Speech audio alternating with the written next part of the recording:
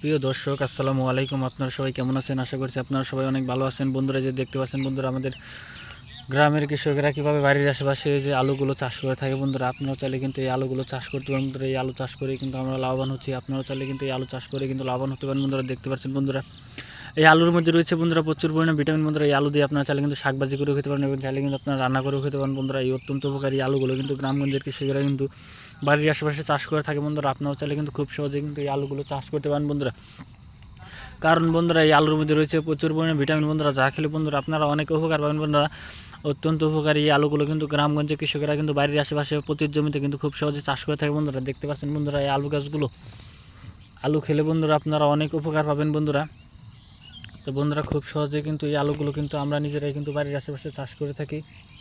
তো আপনারাও চাইলে কিন্তু খুব সহজেই কিন্তু এই আলুগুলো কিন্তু চাষ করতে পারেন। দেখে নিন বন্ধুরা, এই আলুগুলো আপনারা কোথায় পাবেন। বন্ধুরা, এই আলুগুলো কিন্তু আপনারা বাড়ির আশেপাশে বিভিন্ন রাস্তাঘাট, বিভিন্ন জঙ্গল এবং কি পতিত ক্ষেতের আশেপাশে কিন্তু আপনারা খুব সহজেই পেয়ে যাবেন। দেখতে পাচ্ছেন বন্ধুরা এই আলুগুলো। তো বন্ধুরা, এই আলুগুলো আপনারা কিন্তু বাড়ির আশেপাশে খুব সহজে কিন্তু ভালোভাবে কিন্তু চাষ করে নেবেন। বন্ধুরা, কারণ এই আলু চাষে তেমন কোনো খরচ নেই। বন্ধুরা, অল্প খরচে চাইলে কিন্তু বাড়ির আশেপাশে আলুগুলো চাষ করতে পারেন। কারণ বন্ধুরা, এই আলুর মধ্যে রয়েছে প্রচুর পরিমাণে ভিটামিন। বন্ধুরা, ভিডিওটি ভালো লাগলে বন্ধুরা অবশ্যই আমাদের এই চ্যানেলটি সাবস্ক্রাইব করে দেবেন। আসসালামু আলাইকুম।